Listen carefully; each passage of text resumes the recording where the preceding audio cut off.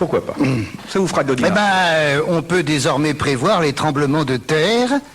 Sinon, je ne sais pas ce que l'empereur du Japon serait venu faire à Paris la semaine dernière. Il avait prévenu, donc il est venu chez nous. Et quand les tremblements de terre se sont arrêtés, 6 mois, on va revenir, chérie. Surtout que son service de sécurité l'empêche de prendre des photos.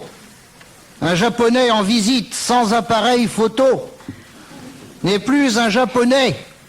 C'est un nain qui a la jaunisse. Vous allez me dire, oui, allez-y, applaudissez. Voilà. Permet de respirer, enfin. Vous allez me dire, mais enfin, il est venu nous montrer sa femme. Oui.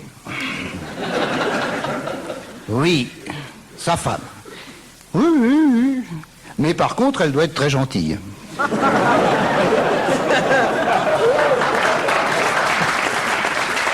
Dommage qu'elle soit pas iranienne, elle serait voilée. Non mais, non, je plaisante, je suis très content que ce soit lui qui l'ait.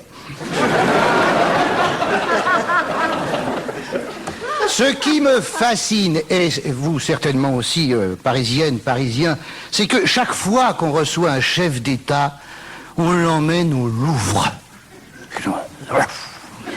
Au Louvre. Majesté, cet après-midi, nous allons au Louvre. Mais j'y suis déjà allé 20 fois. Eh bien, Majesté, ça fera une 21e. Je vous présente Monsieur Jacques Toubon, qui va vous faire visiter les galeries. Bonjour, c'est vous le guide? Alors, si vous en avez le courage, imaginez la tête de Toubon.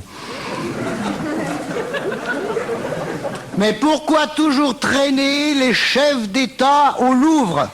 Vous allez voir qu'un jour, à force de subir la gueule de tous ces potentats, la Joconde va finir par leur tirer la langue, leur faire un pied de nez.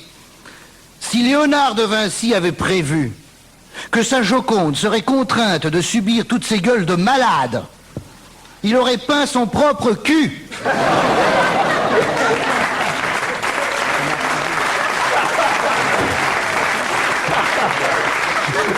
Et avec les... Il dit en plus ça marche toujours. Ça. Il aurait peint son propre cul, disais-je, et avec les chefs d'État, ça aurait fait un face-à-face. C'est le retour de Patrick Fonte. Hein. Les chefs d'État viennent pas en France pour aller au Louvre. Ils ont plein de documentation chez eux sur le Louvre, des diapositives, des cassettes. Mais ils viennent pas pour aller au Louvre, les chefs d'État, mais pour aller au... Bravo, madame. Bravo, madame. Vous avez gagné un Big Mac. Une tranche de merde entre 2 tranches de pain. Évidemment.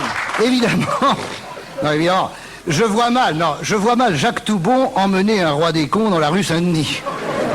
Voilà. Eh bien, Majesté, je vous présente Joconda, dont le sourire est très apprécié par les marchands de tableaux. Je vous souhaite une agréable visite, on se retrouve dans 1 heure. Et Jacques Toubon, ministre de la Culture, faisant le pied de grue au pied de l'hôtel de passe. Un vieux PD s'arrête devant lui. « Tu viens, mon lapin ?»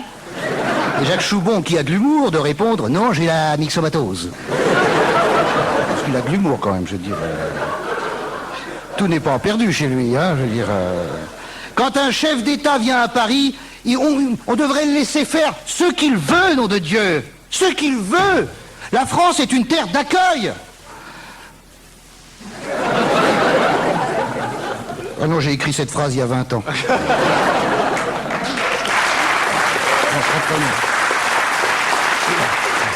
Non. Reprenons. La France est une terre d'accueil si on n'est pas un écrivain poursuivi par les givrés du turban. Voilà, c'est ça qu'il fallait dire.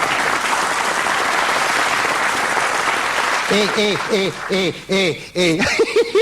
Je ris parce que je connais la suite. Bill Clinton au Louvre. Non mais voyez l'image déjà? Voyez la tête de Clinton dans le Louvre.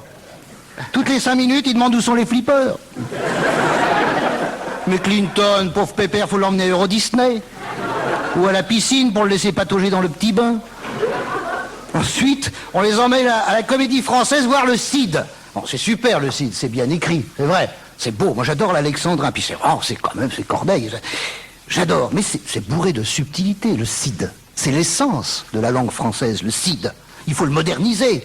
pour intéresser les chefs d'État, hein, qui ont le plafond au ras des sourcils. Parce que c'est tous des cons. Bah, évidemment, puisqu'ils ont été élus. Modernisons le CID. Don Diego. Rodrigue! Roro! Où il est passé ce blaireau d'emmerde? Roro! Rodrigue. Ouais, Dad, y a pas le feu, quoi qu'il y a. Don Diego. Est-ce que t'en as dans le slip? Rodrigue. Si tu l'avais dans la bouche, tu parlerais du nez.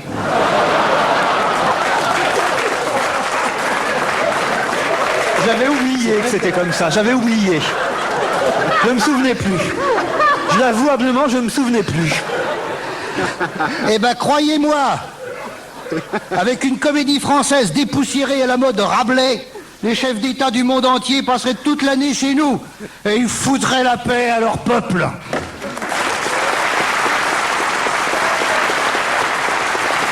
Vous achetez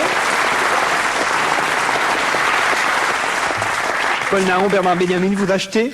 Il faut voir. Il faut voir. Il y a du travail. Oui, mais avec le son, là, il n'y avait pas l'image. Hein. Oui.